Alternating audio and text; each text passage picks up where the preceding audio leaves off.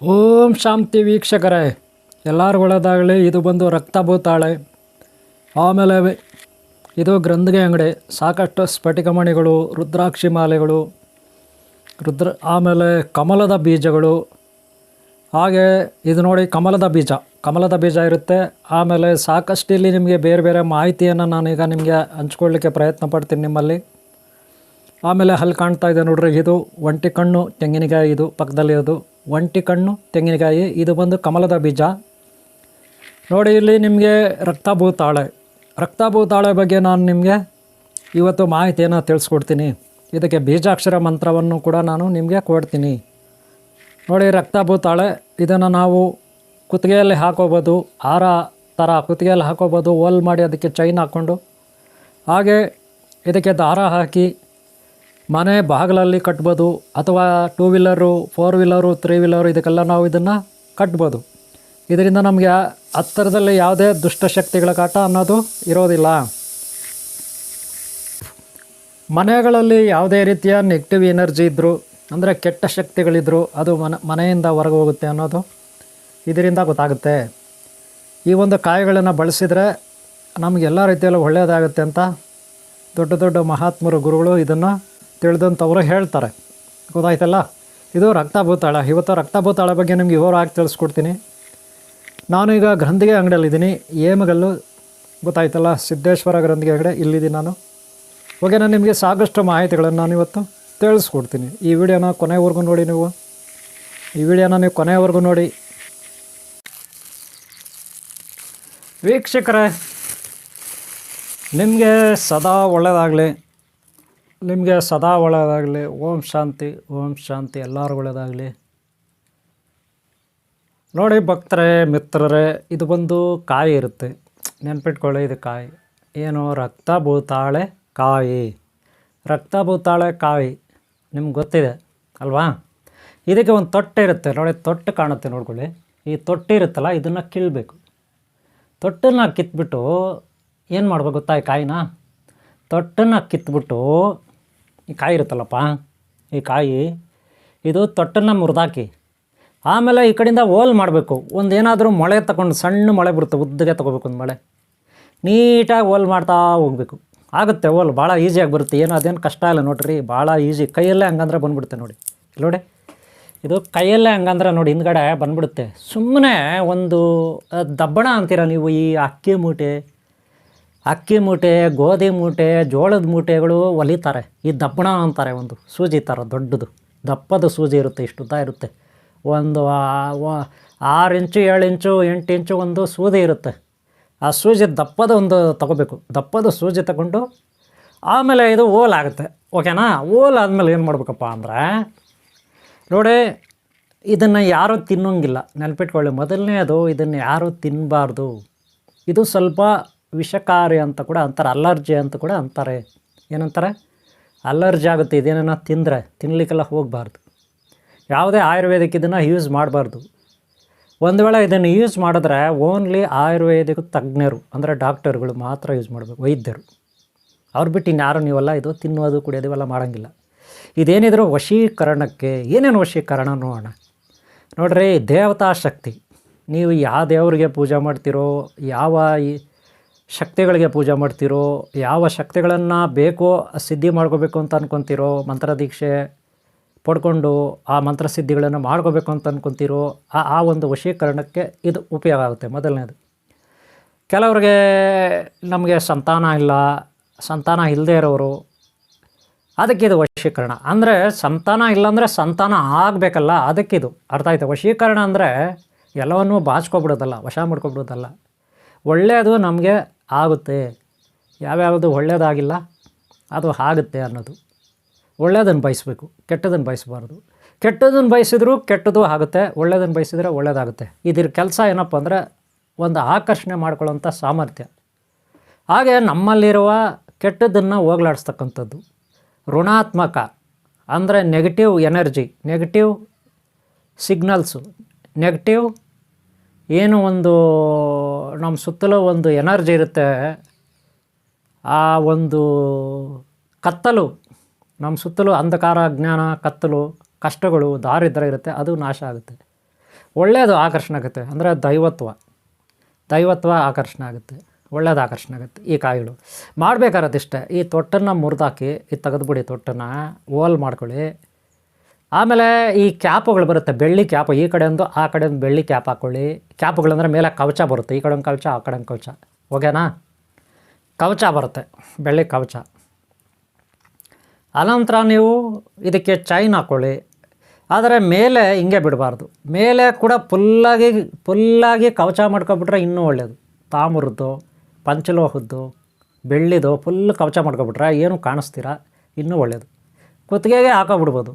ಬೇಡ ಕುತ್ತಿಗೆಗೆ ಹಾಕೋಕೆ ಆಗಲ್ಲ, ಇಷ್ಟು ದೊಡ್ಡದಿದೆ ಅಂದರೆ ನಿಮ್ಮ ಮನೆ ಬಾಗಿಲಿಗೆ ಇದು ಒಂದು ದಾರ ಬರುತ್ತೆ, ಅದು ಗ್ರಂಥಿಗೆ ಅಂಗಡಿಯಲ್ಲಿ ಸಿಗುತ್ತೆ. ಇಲ್ಲ ಅಂದರೆ ಅರ್ಶಿಣ ಕಲರ್ ದಾರ ಇರುತ್ತಲ್ಲ, ಅದಕ್ಕೆ ರೆಡ್ ಕಲರ್ ಕುಂಕುಮ ಹಾಕಿ, ವೈಟ್ ಕಲರ್ ದಾರಕ್ಕೆ ಕುಂಕುಮ ಹಾಕಿ, ರೆಡ್ ಕಲರ್ ಹಾಕ್ಬಿಟ್ಟು ಹಾಕಿ. ಇಲ್ಲ ಕಪ್ಪು ಕಲರ್ ದಾರ, ಕಪ್ಪು ಕಲರ್ ರೆಡ್ ಕಲರ್ ಎರಡೂ ಮಿಕ್ಸ್ ಮಾಡಿದ್ರೆ ಒಳ್ಳೆಯದು. ಎರಡೂ ದಾರಗಳನ್ನು ತೊಗೊಬಿಟ್ಟು ಜೋಡಿಸ್ಬಿಟ್ಟು ಹಾಕಿ.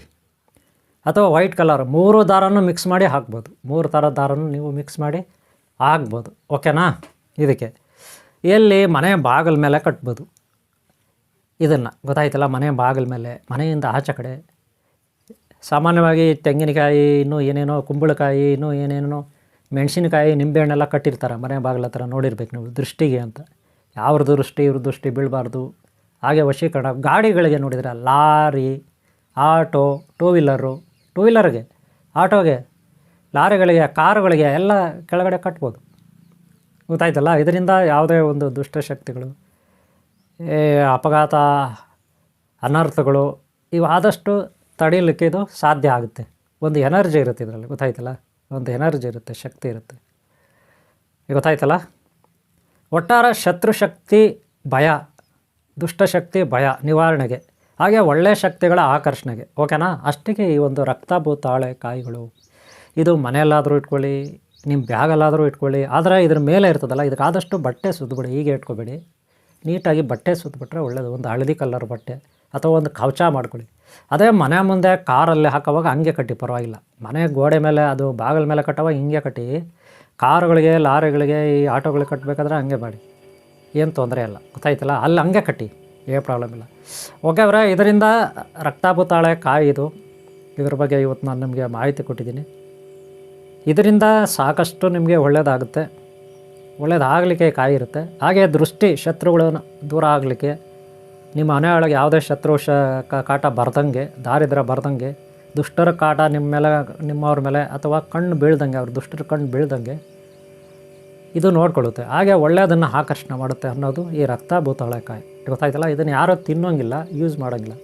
ಮತ್ತು ಇದನ್ನು ಪೂಜೆಗೆ, ಹೋಮಕ್ಕೆ, ಅಲ್ಲಿ ಇಲ್ಲಿ ಇದನ್ನು ಯೂಸ್ ಮಾಡ್ತಾರೆ, ಮಾಡಲ್ಲ ಅಂತಲ್ಲ, ಅಲ್ಲೆಲ್ಲ ಯೂಸ್ ಮಾಡ್ತಾರೆ. ವಶೀಕರಣಕ್ಕೆ ಮಂತ್ರವಾದಿಗಳು, ಗುರುಗಳೆಲ್ಲ ಯೂಸ್ ಮಾಡ್ತಾರೆ, ಓಕೆನಾ? ಇದು ಇವತ್ತು ಈ ಒಂದು ರಕ್ತಭೂತಾಳೆ ಕಾಯಿಯ ಒಂದು ಮಾಹಿತಿ ನಿಮಗೆ ನಾನು ಕೊಟ್ಟಿದ್ದೀನಿ. ಈಗಾಗಲೇ ರಕ್ತಭೂತಾಳೆ ಚಕ್ಕೆಗಳು, ಬಿಳಿ ಭೂತಾಳೆ ಚಕ್ಕೆಗಳು, ಕರಿ ಭೂತಾಳೆ ಚಕ್ಕೆಗಳು, ರಕ್ತಚಂದನ, ಶ್ರೀಗಂಧ, ಅದ್ರ ಬಗ್ಗೆ ಎಲ್ಲ ನಾನು ಮಾಹಿತಿ ಕೊಟ್ಟಿದ್ದೀನಿ. ಹಿಂದಿನ ವೀಡಿಯೋಗಳು ನೋಡಿಲ್ಲ ಅಂದರೆ ನೋಡಿ ಹಿಂದಿನ ವೀಡಿಯೋಗಳು. ಹಾಗೆ ಮುಂದಿನ ಭಾಗಗಳು ನೋಡಿ. ಒಂದೊಂದೇ ಪಾರ್ಟ್ನ ನಾನು ಒಂದೊಂದು ಸಾರಿ ನಿಮಗೆ ಮಾಹಿತಿಯನ್ನು ಕೊಡ್ತೀನಿ. ಇವತ್ತು ರಕ್ತಭೂತಾಳೆದು ನೀವು ತಿಳ್ಕೊಂಡಿದ್ದೀರ ಏನಕ್ಕಾಗುತ್ತೆ ಅಂತ ಮಾಹಿತಿ ಕೊಟ್ಟಿದ್ದೀನಿ. ಒಟ್ಟಾರೆ ಒಳ್ಳೆಯದಾಗುತ್ತೆ ಆಕರ್ಷಣೆಗೆ. ಹಾಗೆ ಒಟ್ಟಾರೆ ದೃಷ್ಟಿ ಶತ್ರುಗಳನ್ನು ದೂರ ಮಾಡುತ್ತೆ, ದುಷ್ಟಶಕ್ತಿಗಳು ದೂರ ಮಾಡುತ್ತೆ. ಇದಕ್ಕೆ ಚೈನ್ ಹಾಕ್ಕೊಳ್ಳಿ. ನೀವು ಕುತ್ತಿಗೆಯಲ್ಲಿ ಹಾಕೋಬೇಕಂದ್ರೆ ಫುಲ್ ಕವರ್ ಮಾಡ್ಕೋಬೇಕು. ನೋಡಿರಿ, ಕುತ್ತಿಗೆಯಲ್ಲಿ ಹಾಕೋಬೇಕಂದ್ರೆ ಫುಲ್ ಕವರ್ ಇರಲಿ, ಎಲ್ಲಿ ಇದು ಬಾಡಿಗೆ ಟಚ್ ಆಗೋದು ಬೇಡ, ಶರೀರಕ್ಕೆ ಟಚ್ ಆಗೋದು ಬೇಡ, ಆ ಥರ ಕವರ್ ಮಾಡ್ಕೋಬೇಕು. ಏನೋ ಬಂಗಾರದೋ, ಬೆಳ್ಳಿದೋ, ಪಂಚಲೋಹದ್ದು ಫುಲ್ ಕವರ್ ಮಾಡಿಸ್ಬಿಡಿ. ಅವರು ಆಚಾರಪ್ಪ ಕೊಟ್ಟರೆ ಅವ್ರು ಮಾಡಿಕೊಡ್ತಾರೆ, ಅಥವಾ ರೆಡಿಮೇಡೇ ಸಿಗ್ತದೆ ಇದಕ್ಕೆ ಕವರ್ಗಳು, ಹಾಕ್ಕೊಬಿಡಿ. ಇಲ್ಲ ಮನೇಲಿ ಕಟ್ಟಬೇಕಂದ್ರೆ ಮಾಡಿ. ಇಲ್ಲ ಇದಕ್ಕೆ ಬಟ್ಟೆ, ಯೆಲ್ಲೋ ಕಲರ್ ಬಟ್ಟೆ ಕಟ್ಟಿ ಫುಲ್ಲಾಗಿ ಏನೂ ಕಾಣಿಸ್ತೀರಾ, ದಾರ ಹಾಕ್ಕೊಂಡು ಕುತ್ತಿಗೆ ಹಾಕೋಬೋದು, ಕಾಣಬಾರ್ದು ಏನು. ಕುತ್ತಿಗೆ ನಿಮ್ಮ ಶರೀರಕ್ಕೆ ಹಾಕೋಬೇಕಂದ್ರೆ, ಯಾಕಂದರೆ ಅಲ್ಲಿ ಫುಲ್ ಪವರ್ ಇರ್ತದೆ, ಓವರ್ ಡೋಸೇಜ್ ಇರುತ್ತೆ, ಗೊತ್ತಾಯ್ತಾ? ಸ್ವಲ್ಪ ವಿಷಕಾರಿ ಅಂತ ಕೂಡ ಹೇಳ್ತಾರೆ, ಇದು ಅಷ್ಟು ಪವರ್ಫುಲ್ ಇರ್ತದೆ. ಇದು ದುಷ್ಟಶಕ್ತಿಗಳನ್ನು ದೂರ ಹಟ್ಟಬೇಕಲ್ಲ, ಅದಕ್ಕೆ ಅಷ್ಟು ಪವರ್ ಇರ್ತದೆ, ಗೊತ್ತಾಯ್ತಲ್ಲ? ಓಕೆ, ಇಷ್ಟು ಮಾಹಿತಿ ನಿಮ್ಗೆ ಒಳ್ಳೆಯದಾಗಲಿ. ಯಾರಾದರೂ ಮನೆ ಬಾಗಿಲ ಮೇಲೆ ಕಟ್ಟಬೇಕು, ನಮಗೆ ಕಳಿಸ್ಕೊಡಿ ಕಾಯಿನಂದರೆ ನಾವು ಕೊರಿಯರಲ್ಲಿ ಕಳಿಸ್ತೀವಿ. ಕೊರಿಯರ್ ಚಾರ್ಜು ಎಲ್ಲ ಇದಕ್ಕೆ ಬೀಜಾಕ್ಷರ ಮಂತ್ರ, ಪ್ರಾಣ ಪ್ರತಿಷ್ಠೆ, ಮಂತ್ರೋಪದೇಶ ಇದೆಲ್ಲ ಮಾಡಿ ಹಂಗೆ ಕೊಡೋದು. ಹಂಗೆ ಕಾಯಿ ತೊಗೊಬಿಟ್ಟು ಕಟ್ಕೊಬಿಟ್ರೆ ಆಗೋದಿಲ್ಲ, ನೆನ್ಪಿಟ್ಕೊಳ್ಳಿ. ಕಾಯಿ ತೊಗೊಬಿಟ್ಟು ಕಟ್ಕೊಬಿಡೋಣ ಅಂದರೆ ಆಗೋದಿಲ್ಲ. ಇದಕ್ಕೆ ಮಂತ್ರ ದೀಕ್ಷೆ, ಸಿದ್ಧಿ ಎಲ್ಲ ಮಾಡ್ಕೋಬೇಕು. ಅಟ್ಲೀಸ್ಟ್ ಗುರುಗಳ ಹತ್ರ ಇದು ಮಂತ್ರ ದೀಕ್ಷೆ ಮಾಡಿಸ್ಕೋಬೇಕು, ಇದಕ್ಕೆ ಪ್ರಾಣ ಪ್ರತಿಷ್ಠೆ ಮಾಡಿಸ್ಕೋಬೇಕು, ಜೀವ ತುಂಬಬೇಕು, ಶಕ್ತಿ ತುಂಬಬೇಕು. ಅದು ಗುರುಗಳು ಯಾರಾದರೂ ಸಿದ್ಧಿ ಮಾಡ್ಕೊಳ್ತಾರೆ ಅವರು. ಅದೇ ವಿದ್ಯೆ ಕಲಿಯೋರು ಬೀಜಾಕ್ಷರ ಮಂತ್ರ ಕೂಡ ಇದಕ್ಕೆ ಇರುತ್ತೆ. ಓಕೆನಾ? ಬೀಜಾಕ್ಷರ ಮಂತ್ರ ಕೂಡ ಇದಕ್ಕೆ ಇರುತ್ತೆ. ನಾನು ನಿಮಗೆ ಇದಕ್ಕೆ ಬೀಜಾಕ್ಷರ ಮಂತ್ರನ ಸ್ಕ್ರೀನ್ ಮೇಲೆ ಕೊಡ್ತೀನಿ, ಸ್ಕ್ರೀನ್ ಮೇಲೆ ನೋಡ್ಕೊಳ್ಳಿ. ಈ ಬೀಜಾಕ್ಷರ ಮಂತ್ರವನ್ನು ನೀವು ಪಠನೆ ಮಾಡಬೇಕು. ಒಂದು ಸಾರಿ ಕೂತ್ಕೊಂಡ್ರೆ 10 ನಿಮಿಷ ಕೂತ್ಕೋಬೇಕು. ಕನಿಷ್ಠ 500 ಬಾರಿ 10 ನಿಮಿಷಕ್ಕೆ ನೀವು ಹೇಳ್ಕೊತೀರ ಈ ಬೀಜಾಕ್ಷರ ಮಂತ್ರನ. ನಾನು ಕೊಡ್ತಾ ಇದ್ದೀನಿ ಬೀಜಾಕ್ಷರ ಮಂತ್ರನ 500 ಬಾರಿ ನೀವು ಹೇಳ್ಕೊತೀರ ಒಂದು ಸಾರಿ ಕೂತ್ಕೊಂಡ್ರೆ 10 ನಿಮಿಷ. ಅದೇ ರೀತಿ ದಿನಕ್ಕೆ ನೀವು ಕನಿಷ್ಠ 5 ಬಾರಿ ಕೂತ್ಕೋಬೇಕು. ಅಂದರೆ ಬೆಳಗ್ಗೆ ಒಂದು 7-8 ಗಂಟೆಗೆ, ಆಮೇಲೆ 11-11ವರೆಗೆ ಒಂದು ಸಾರಿ, ಆಮೇಲೆ ಮಧ್ಯಾಹ್ನ ಒಂದು 2-3 ಗಂಟೆಗೆ ಒಂದು ಸಾರಿ, ಮತ್ತು ಸಂಜೆ ಒಂದು 5-6 ಗಂಟೆಗೆ, ಮತ್ತು ರಾತ್ರಿ ಒಂದು 8ವರೆಗೆ, ಆಮೇಲೆ ಮಲಗ ಒಂದು 10 ಗಂಟೆಗೆ. ಈ ರೀತಿ 5 ಸಾರಿ ಕೂತ್ಕೋಬೇಕು. ಒಂದು ಸಾರಿ ಕೂತ್ಕೊಂಡ್ರೆ 10 ನಿಮಿಷ ಕಣ್ಣು ಮುಚ್ಚಿ ಹೇಳ್ಕೊಳ್ಳಿ, ಅಥವಾ ನೋಡ್ಕೊಂಡು ಹೇಳ್ಕೊಳ್ಳಿ. ಬುಕ್ನಲ್ಲಿ ಬರ್ಕೊಬಿಡಿ, ನಾನು ಬೀಜಾಕ್ಷರ ಮಂತ್ರ ಕೊಟ್ಟಿದ್ದೀನಿ. ಇದು ಏನಕ್ಕೆ ಅಂದರೆ ಬೀಜಾಕ್ಷರ ಮಂತ್ರ ವಶೀಕರಣಕ್ಕೆ ಎಲ್ಲ ರೀತಿಯ ಒಂದು ಅನುಕೂಲ ಆಗುತ್ತೆ ನಿಮಗೆ. ಓಕೆನಾ? 48 ದಿನ ಮಾಡಬೇಕು ಈ ರೀತಿ ನೀವು ಬೀಜಾಕ್ಷರ ಮಂತ್ರನ. ಏಕಾಂತ ಸ್ಥಳ ಭಾರಿ ಇಂಪಾರ್ಟೆಂಟು. ಏಕಾಂತವಾಗಿರ್ಬೇಕು ನೀವು ಪಠನೆ ಮಾಡೋವಾಗ. ಅಲ್ಲಿ ಯಾರು ಅಕ್ಕಪಕ್ಕ ಇವರು ಗೊಡವೆಗಳಿರಬಾರ್ದು. ಯಾವುದೋ ದೇವಸ್ಥಾನ ಹಳೇದು, ಇಲ್ಲ ಬೆಟ್ಟದ ಮೇಲೆ, ಇಲ್ಲ ತೋಟದಲ್ಲಿ ಯಾರು ಒಂಟಿಯಾಗಿ ಕೂತ್ಕೊಳ್ಳಿ. ಇಲ್ಲ ಯಾವುದೋ ತೋಟಗಳು, ಮನೆಗಳು, ಪಂಪ್ಸೆಟ್ ಹೌಸ್ಗಳಿರ್ತವೆ, ಮಿಷಿನ್ ಮನೆ ಅಂತಿರಲ್ಲ ಅಲ್ಲಿ, ಅಥವಾ ನಿಮ್ಮ ಮನೆಯಲ್ಲಿ ಬೆಡ್ರೂಮಲ್ಲಿ, ದೇವ್ರ ಮನೆಯಲ್ಲಿ ಎಲ್ಲ ಒಂದು ಕಡೆ. ಅಂದರೆ ಗಲೀಜು ಇರಬಾರ್ದು ಆ ಪ್ರದೇಶ, ಅಂಟು ಮುಟ್ಟು ಆ ಥರ ಎಲ್ಲ ಇರಬಾರ್ದು. ಆದಷ್ಟು ಶುದ್ಧವಾದ ಜಾಗದಲ್ಲಿ ಕೂತ್ಕೋಬೇಕು. ಅಲ್ಲಿ ನೀವು ದಿನಕ್ಕೆ 1000 ಸಾರಿ ಜಪ ಮಾಡಬೇಕು. ಒಂದು ಸಾರಿ 200 ಸಾರಿ, 250 ಸಾರಿ 10 ನಿಮಿಷ ಕೂತ್ಕೊಳ್ಳಿ. ದಿನಕ್ಕೆ 5 ಬಾರಿ ಆಗೋಯ್ತು 1000 ಅಲ್ವಾ? ಓಕೆ, ಇಷ್ಟು ಮಂತ್ರ ಸಿದ್ಧಿ ಆಗುತ್ತೆ. ಮಾಡ್ಕೊಳ್ಳಿ, ಗೊತ್ತಾಯ್ತಾ? ಜಪ ಮಾಡ್ಕೊಳ್ಳಿ, ಇದರಿಂದ ಒಳ್ಳೆಯದಾಗುತ್ತೆ. ಓಕೆನಾ? ಇಷ್ಟು. ಆಮೇಲೆ 48 ದಿನ ಆದಮೇಲೆ ದಿನ 1000 ಏನು ನೀವು ಹೇಳಬೇಕಾಗಿಲ್ಲ. ಬರೀ 108 ಸಾರಿ ಹೇಳಿ ಇದನ್ನು ಮಂತ್ರಿಸಿ ನೀವು ಯಾರಿಗಾನ ಬೇರೆಯವ್ರಿಗೆ ಕೊಡ್ಬೋದು. 108 ಸಾರಿ ಹೇಳಿ. ಆಮೇಲೆ ಒಂದು ದಿನಕ್ಕೆ 1000 ಮಾಡಬೇಕಾ ಅಂತೇನೂ ಇಲ್ಲ, ಅವಾಗೇನಿಲ್ಲ. 48 ದಿನ ಮಾತ್ರ ಒಂದೊಂದು ದಿನಕ್ಕೆ 1000 ಜಪ, ಗೊತ್ತಾಯ್ತಲ್ಲ? ಆಮೇಲೆ ಮಹಾಕಾಳಿ, ಮಹಾಕಾಲೇಶ್ವರ, ಪಾತಾಳ ಭೈರವೇಶ್ವರ, ಹಾಗೆ ಶ್ರೀಕೃಷ್ಣ ಭಗವಾನ, ಗೊತ್ತಾಯ್ತಾ? ಓಂ ಶ್ರೀ ಆದಿಶೇಷ ಶಕ್ತಿ ನಾಗರಸ್ವಾಮಿ, ಎಲ್ಲ ಶಕ್ತಿ ಇದರಲ್ಲಿ ಇರುತ್ತೆ. ಗಣಪತಿಯಿಂದ, ಕುಮಾರಸ್ವಾಮಿಯಿಂದ ಶಕ್ತಿಗಳಿಂದ, ಗುರುಶಕ್ತಿಯಿಂದ ಎಲ್ಲ ಕಡೆ ಈ ಶಕ್ತಿ ಇರುತ್ತೆ. ಅಷ್ಟು ಪವರ್ಫುಲ್ ಇದು ರಕ್ತಭೂತಾಳಿ, ಗೊತ್ತಾಯ್ತೇನ್ರಿ? ಅದಕ್ಕೆ ನೀವು ಈ ರೀತಿ ಮಾಡಿ.